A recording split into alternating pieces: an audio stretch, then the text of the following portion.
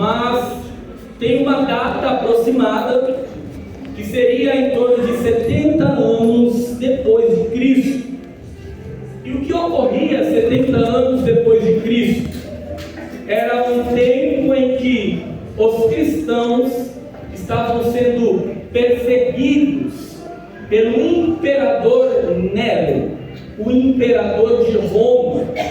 Ele criou um incêndio em Roma e acusou os cristãos do que ocorreu. E agora Nero oficialmente estava perseguindo os crentes. Ele torturava, matava, fazia execuções públicas. Então, a carta aos Hebreus, ela é escrita para encorajá-los a se manterem firmes na presença de Jesus. É uma carta escrita para que eles possam continuar na presença de Jesus com a sua fé viva, especialmente em meio às perseguições, em meio às dúvidas, porque muitos cristãos estavam querendo voltar às tradicionais práticas judaicas, achando que não era suficiente ter Jesus, mas precisava observar algumas coisas do judaísmo. E o autor ou a autora do livro de Hebreus nos escreve dizendo que Cristo é suficiente. Glória a Jesus. Ele é maior que Moisés. Ele é maior que os sacerdotes. E nele se cumpre a palavra de Deus. Todas as coisas, se você ler o Antigo Testamento, ela vai apontar para Cristo. É apenas uma sombra. Então, em Cristo se cumpre plenamente os costumes, tudo o que acontecia no judaísmo. Então o autor agora fala: olha, permaneçam firmes, olhem atentamente para Jesus, porque Ele é o vosso autor e o vosso consumador da fé.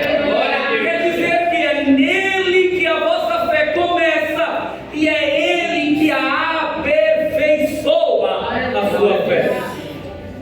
E no capítulo 4, o autor ele está fazendo um convite para o descanso de Deus. Ele traz uma alusão ao povo de Israel, que no deserto eles perderam o descanso que era Canaã, por causa das dúvidas, por causa da incredulidade. A terra prometida, o descanso deles, somente Josué e Caleb, que saiu do Egito, os adultos, só eles entraram na terra. Só que agora o nosso descanso não é mais físico, o nosso descanso ele é espiritual. A gente irá descansar em Jesus Cristo quando nós temos a nossa fé ativa e viva nele. Temos uma promessa da parte de Deus. Qual promessa é? Que Ele vai nos buscar, seja arrebatados ou se morrermos agora, nós descansaremos para sempre com Ele e toda a eternidade. Então esse descanso, ele é acessível, ele está disponível para nós ainda hoje. Só que o autor ele faz esse convite. Ele fala: olha, cuidado para vocês não se desviarem, para vocês não perderem descanso. E preste atenção que a palavra de Deus, aí ele começa, ela é viva e eficaz. E o que é a palavra de Deus? Para nós, a palavra de Deus é a Bíblia Sagrada. O mundo aí fora não crê que a Bíblia é a palavra de Deus. Alguns colocam a palavra de Deus, a Bíblia, e ainda mais um complemento, mas não precisa de complemento.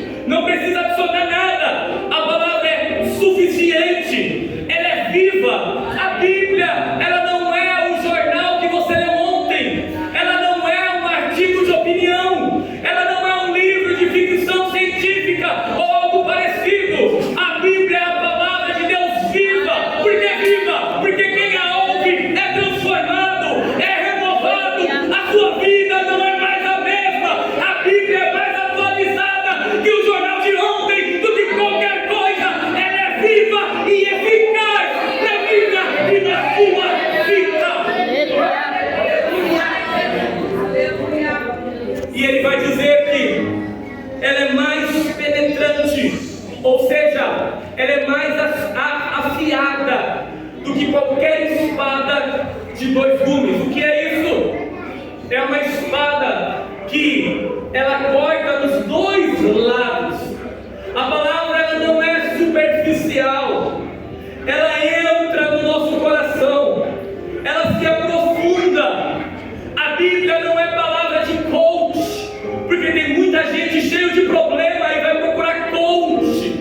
Não, porque eu preciso, se eu procurar o coach eu vou ter mais fé. Você precisa ler Bíblia, porque a palavra de Deus é viva e eficaz. Ela não penetra na superfície, a Bíblia vai dizer, ela penetra até a divisão da alma, do espírito e juntas e medulas, o que significa que ela discerne até o que há no nosso interior e até aquilo que a gente tem dificuldade de distinguir, aquele sentimento que você não entende o que está aí dentro. A palavra de Deus entende e ela revela, porque ela é viva e ela é eficaz. Ela também julga os pensamentos e a intenção do coração. Quer dizer que Deus não vê apenas o que fazemos, mas também o que pensamos e o que motiva as nossas ações. Aleluia! Aí a gente começa a ouvir essa mensagem e a gente, poxa, a palavra de Deus ela é viva, pastor de mentira. Ela é eficaz. Quer dizer que quando eu leio a Bíblia, eu me aproximo mais de Deus. Aleluia! Só que, por que muitas das vezes a gente só abre a Bíblia em cultos? Se ela é viva, por que na minha casa não abro a minha Bíblia? Se ela é viva, por que eu só abro a Bíblia quando eu estou na igreja? A palavra de Deus ela é uma fonte de água viva. Aí tem muita gente que passa a semana desidratada, não bebe da água, aí chega aqui fraco, cansado, desanimado. Ei, deixa eu te dizer uma coisa, você pode ser um homem de oração, uma mulher de oração, acordar na madrugada, ir para o monte, descer monte, ir para a consagração, sempre orando, mas isso não anula o fato que você precisa ler a palavra de Deus. Você precisa ler a Bíblia, por quê? Porque quando eu oro, eu falo com Deus, mas quando eu leio, é Deus que fala comigo. A palavra de Deus é viva. Está orando? Que bom, continua orando, mas não deixa de ler a Bíblia. Por quê? Porque tem muita gente que quando você vai conversar, é pobre em conhecimento bíblico, e isso é uma vergonha. É uma vergonha porque tem gente que está 5, 7, 10 anos. Ai, não é, mas eu não tenho acesso à teologia. Quem disse que você precisa pagar curso? Você só precisa pedir ajuda do Espírito Santo na tua casa, abrir a Bíblia e pedir entendimento, que Ele dá entendimento, dá sabedoria para quem pede. Aleluia! Se eu sei que a palavra é viva, por que eu não leio? Se eu sei que a palavra é viva, por que eu não pego ela e começo a ler profundamente?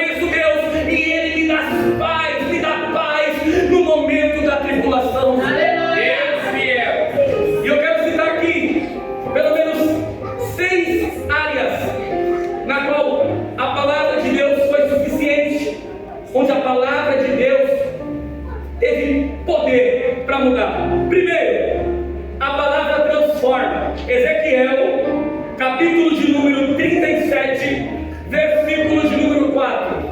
Glória a Deus. Jesus é. O contexto de Ezequiel 37, Deus leva Ezequiel para um vale de ossos secos, e ele não fica parado. Deus manda ele andar pelo vale. E é um vale onde tem vários esqueletos espalhados. É um vale de ossos sequíssimos. Só que Deus vai fazer uma pergunta para Ezequiel. A pergunta é: poderão tornar a viver estes ossos? O cenário que está mostrando, qual é a mensagem que está transmitindo? Que não há vida, que não há esperança. Esta é a mensagem do cenário. Só que Ezequiel não responde o que ele vê. Ele responde: só tu sabes, ó Deus. E Deus fala para Ezequiel: profetiza sobre estes ossos e diz-lhe: ossos secos, ouve a palavra do Senhor. Põe no 5. Só que antes de ele profetizar, põe no 6. A Bíblia vai dizer que quando ele profetiza, houve um ruído. Ezequiel não se preocupou em organizar o vale. Muitos crânios juntos, Senhor. Deixa eu separar os esqueletos. Olha, os ossos da perna, o fêmur, a fíbula, a tíbia, a patela, os metatarsos. Deixa eu deixar juntinho. Senhor, eles têm que ouvir, mas os ossículos, a bigorna, o martelo, o estribo, os ossos do ouvido, eles estão separados. Ele não se preocupou em colocar cada osso no seu osso. O que ele fez? Ouviu o Senhor e profetizou. Às vezes Deus nos mostra um cenário e a gente quer fazer do nosso jeito. Se Deus mostrou um vale sem esperança, um vale onde a morte, é porque Ele tem uma palavra para você. E por meio da palavra de Deus, que é viva e que é eficaz, Ele vai mudar o vale.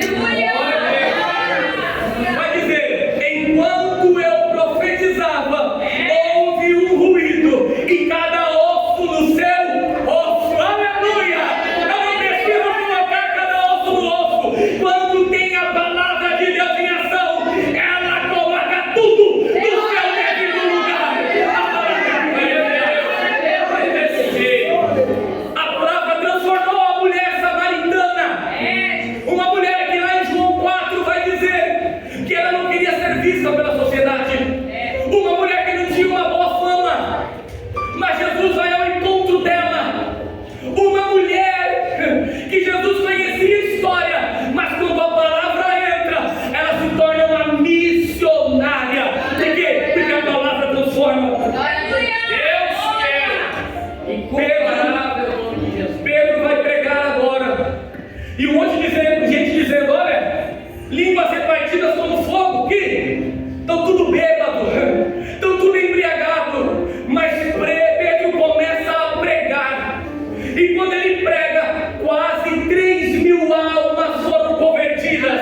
O que significa isso? Que a palavra muda a história, que a palavra transforma vale, que a palavra converte o coração endurecido. A palavra transforma. Aleluia. Segundo, Jeová é poderoso. A palavra cura. Mateus, capítulo 8, versículo 8. Aleluia. Glórias a Jesus. Mateus, capítulo 8, versículo 8. E o centurião, respondendo, disse: Senhor, eu não sou digno de que entres debaixo do meu telhado, mas dize somente uma palavra, e o meu criado sarará. Esse centurião, pode deixar o nome ali, ele era um homem de autoridade. Centurião é alguém que liderava 100 homens. E ele ali diz: Senhor, se o Senhor liberar a palavra, meu servo que é paralítico e que está muito enfermo, ele vai ser curado. Porque quando eu falo com os meus servos, a eles vão, eles vêm, eles obedecem.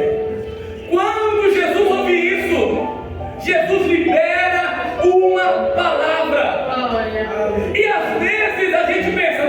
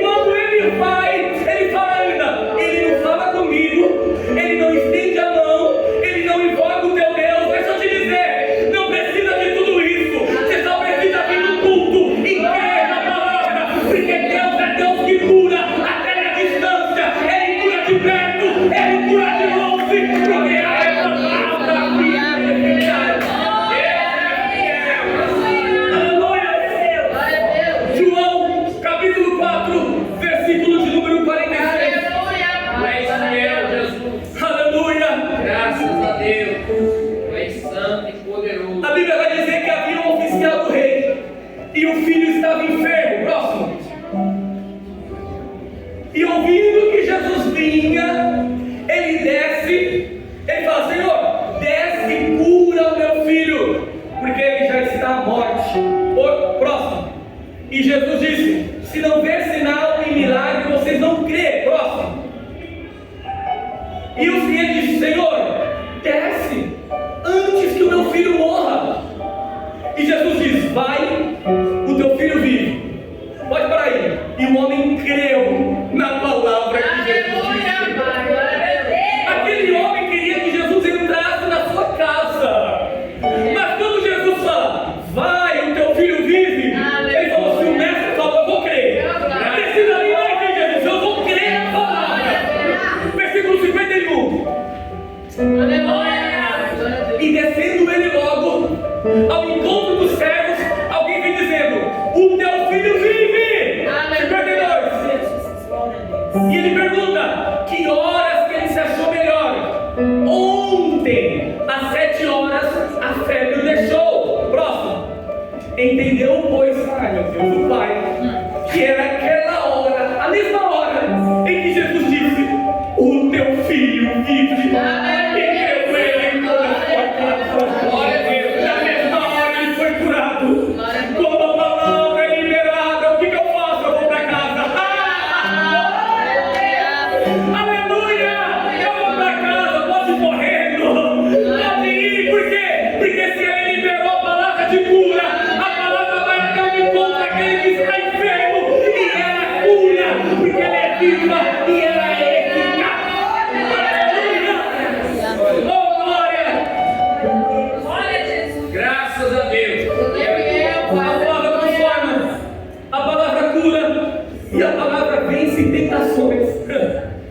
Mateus capítulo 4, versículo 1. Jesus é conduzido pelo Espírito Santo ao deserto para ser tentado pelo diabo.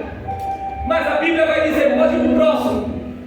A Bíblia vai dizer que o tentador vem e diz: se tu és o Filho de Deus, manda que essas pedras se tornem pães. Ele, porém, respondendo, disse: está escrito.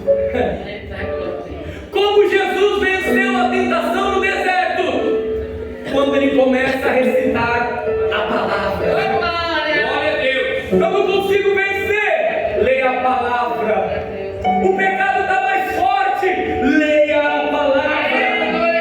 A tentação está difícil. Leia a palavra. Por quê? Porque quando a palavra está viva em você, o pecado ele perde força. Leia a palavra de Deus. É por isso que o salmista vai dizer: guardei a tua palavra no meu coração, para eu não pecar contra ti. Lâmpada para os meus pés é a tua palavra, e ela também é luz para o meu caminho. A palavra de Deus me dá a vitória. Aleluia.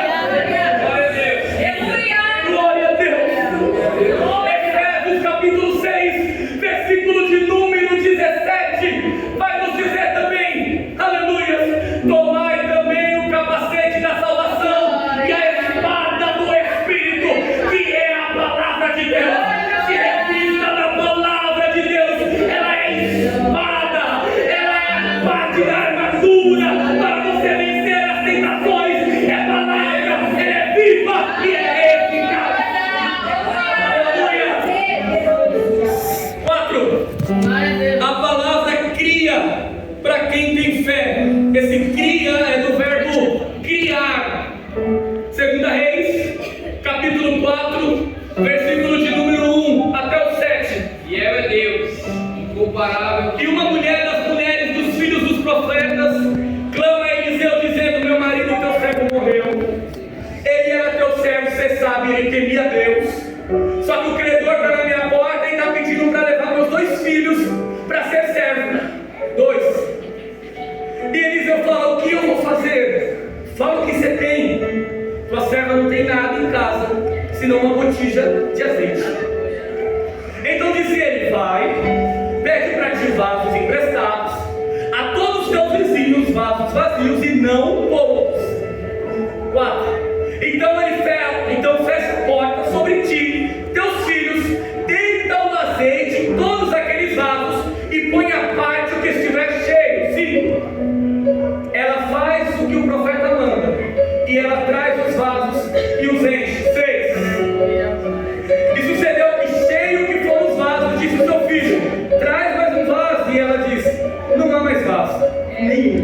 Então o azeite parou. Aleluia. Olha isso, ela tinha pouco azeite. Só que uma palavra é liberada. Vai pegar vaso emprestado. Aleluia. E não pouco, você vai pegar muito. Ela pega bastante vaso emprestado e vai derramando o vaso. Faz isso na sua casa. Aleluia. Pega o azeite. Vê se vai cair vaso. Vê se vai cair azeite. Você vai ver e fala, acabou. Só que quando a palavra é liberada, não Aleluia. só vai parar quando acabar os vasos. E o que é isso? A palavra ela cria, ela traz à existência o que não existe. Não existia muito azeite, mas por meio da palavra o azeite vai ser derramado enquanto houver vaso vazio. Aleluia. A Bíblia vai dizer também, em Êxodo capítulo 14, versículo de número 15. Aleluia. Então disse o Senhor a Moisés: por que clamas a mim? Diz aos filhos de Israel que marchem. 16. E tu, levanta a tua vara, estende sobre o mar, a mão sobre o mar, e fende, para que os filhos de Israel passem pelo meio do mar em seco. Eu não vi até hoje, a tecnologia está avançada, mas eu não vi até hoje tecnologia que consiga construir parede de água. Eu não vi até hoje tecnologia que consiga dividir o mar ao meio e ainda você passe pelo meio do mar em seco. Não tem tecnologia, mas tem palavra. Sabe o que é isso?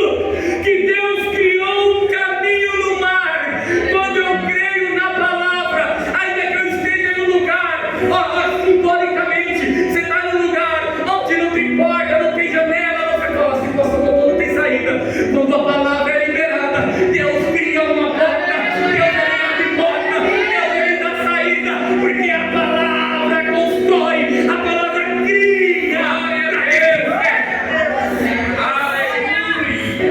Em João capítulo 2, versículo 1, vai nos dizer que Jesus transforma a água em vinho. Eu também não achei tecnologia na internet que consiga transformar a água, mudar seus elementos, a sua substância em vinho. Você até consegue pegar um suco tanque, jogar dentro da água, deixar ela roxa, mas você não consegue fazer virar vinho. Mas quando a palavra ela é liberada e você crê, ele cria o que não havia nada, ele traz a existência o que não existe. E sabe por quê? Porque a palavra é viva e eficaz. Aleluia.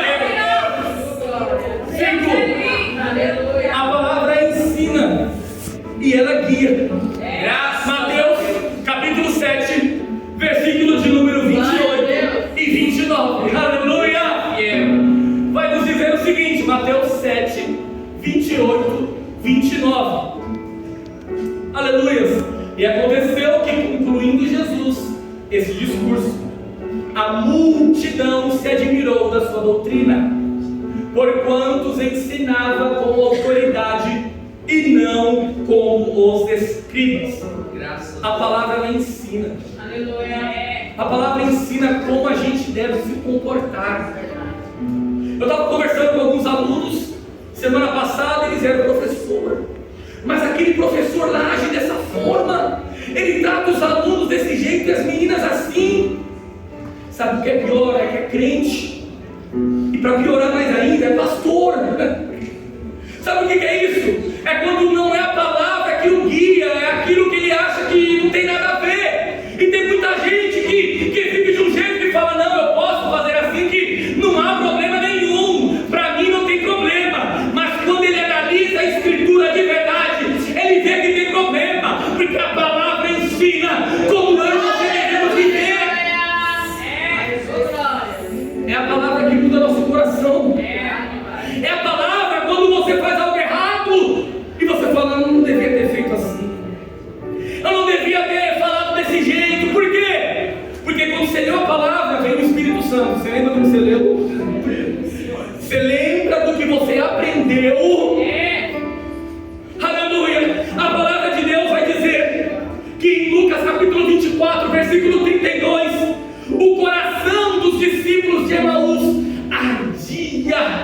quando Jesus falava. Vai dizer também em João capítulo 6, versículo 63: as palavras que vos disse são espírito e vida. Glória a Deus. Eu quero ter vida, eu quero viver como diz, como Jesus quer. Eu preciso ler a palavra, é ela que me conduz, é ela que é minha bússola. Aleluia. Eu não tenho que olhar para o meu irmão, mas tem gente que vive tão errado, Wesley. Se eu comparar a minha vida com o outro, se você comparar, vai os dois para o inferno juntos. Eu não comparo a minha vida com o meu irmão, eu comparo com a palavra. Glória. Se ele está vivendo errado, eu não vou viver menos errado, eu vou viver do jeito que a palavra de Deus manda. Glória a Deus. Aleluia! E quando você lê a palavra, é diferente. Você erra, acha que é Espírito Santo. Eu não te ensinei que não é assim. Eu não te ensinei que você deveria ser mais calmo. Eu não te ensinei que você deveria ter vigiado. É a palavra de Deus que me ensina e guia. E o 6, por último, eu não posso esquecer: a palavra salva. Romanos capítulo 10, versículo de número 17. Glória a Deus. Aleluia. Incomparável. Aleluia. Romanos Deus é santo. isso, 10, 17. De sorte que a fé é pelo ouvir, e o ouvir pela palavra de Deus. Glória. Você quer que as pessoas sejam salvas? Pregue a palavra. Glória a Deus. Aleluia. Às vezes a gente fica só no horário. Tem gente que é assim: não, eu estou orando pela minha família, eu estou orando porque Deus vai transformar a minha família. Mas você nunca pregou a palavra, você nunca falou de Jesus. Não, mas se eu falar de Jesus, presbítero Reinaldo, vão se afastar de mim, não vão mais gostar de mim, não vão querer mais minha presença. É por isso que você tem esse pensamento que você não prega. Por que você não pensa diferente? Se eu falar de Jesus, eles vão se aproximar mais, eles vão ter mais sede, mais fome de Deus. Aleluia! Pregue a palavra. Por quê? Porque Romanos capítulo 10, versículo 9 vai dizer que se com tua boca confessares a Jesus e no seu coração creres no Senhor, serás salvo. Como eles crerão se não há quem pregue? Eu preciso pregar a palavra. Tiago capítulo 1, versículo de número 21. Hoje o Gito está trabalhando, hein, gente? Deus é aleluia. Glória a Deus. Pelo que rejeitando toda a imundícia e acúmulo de malícia, recebei com mansidão a palavra em vós enxertada, a qual pode salvar a vossa alma. A palavra transforma, ela cura, por meio dela vencemos tentações. A palavra ensina e a palavra nos guia, a palavra cria e ela salva a nossa alma do inferno. Por quê? Porque ela é viva e eficaz, ela transforma. Eu preciso crer na palavra, porque a salvação começa com uma palavra crida e confessada. Quantas das vezes eu falei aqui que eu tenho um pai, ele me ensinou a andar nos caminhos de Deus, me levava para a igreja, mas ficou desviado.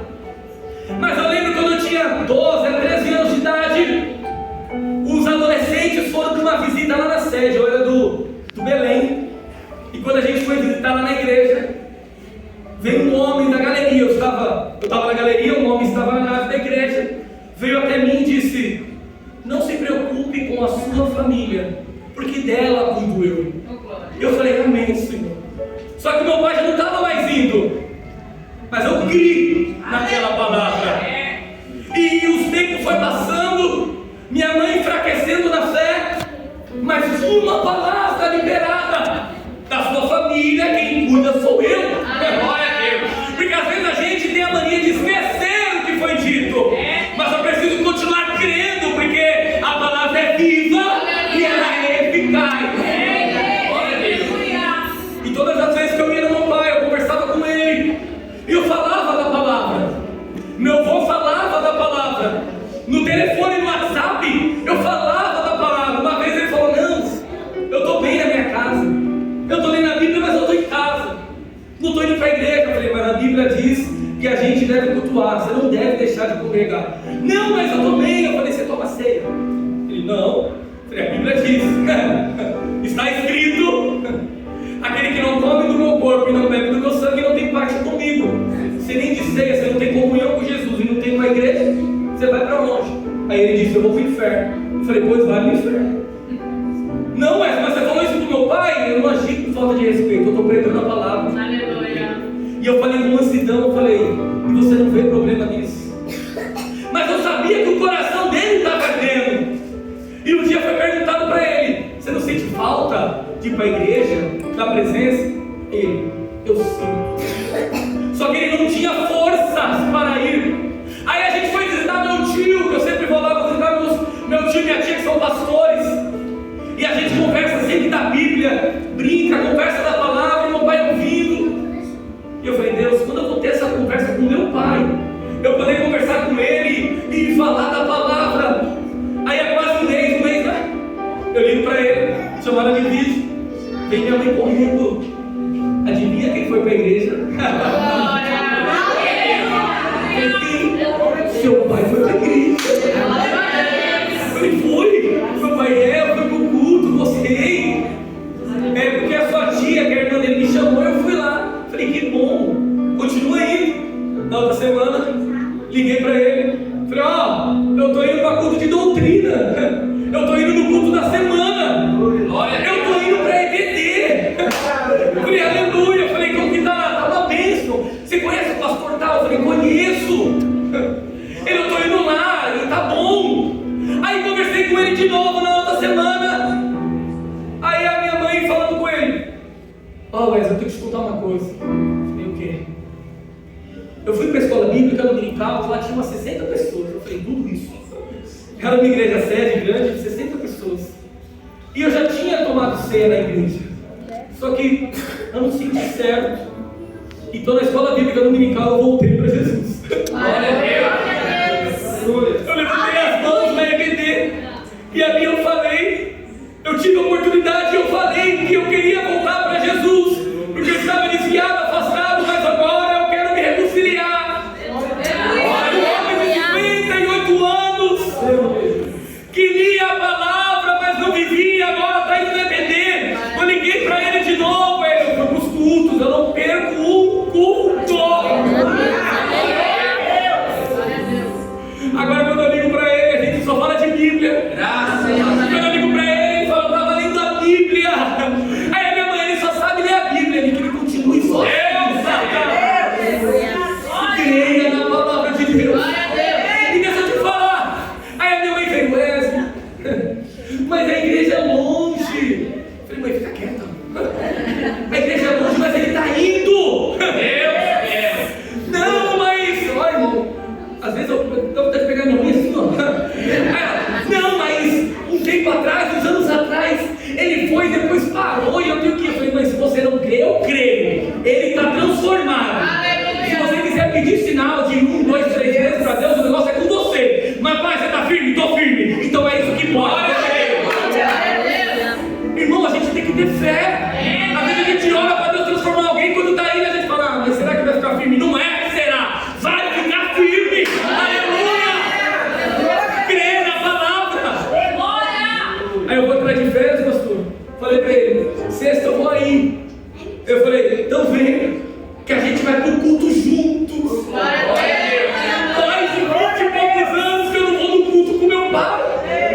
Quando eu ia, eu era adolescente, ele me beliscava para eu prestar atenção no culto. Se eu ficava ali onde está a Camila e a Fernanda, ele olhava assim e falava, tá conversando, né? Vai sentar do meu lado. E eu ficava com uma raiva. Mas hoje valeu a pena. E hoje eu vou sexta-feira com meu pai para a igreja, com a minha mãe. Deus transforma. E eu termino dizendo, a palavra de Deus, ela é viva e eficaz.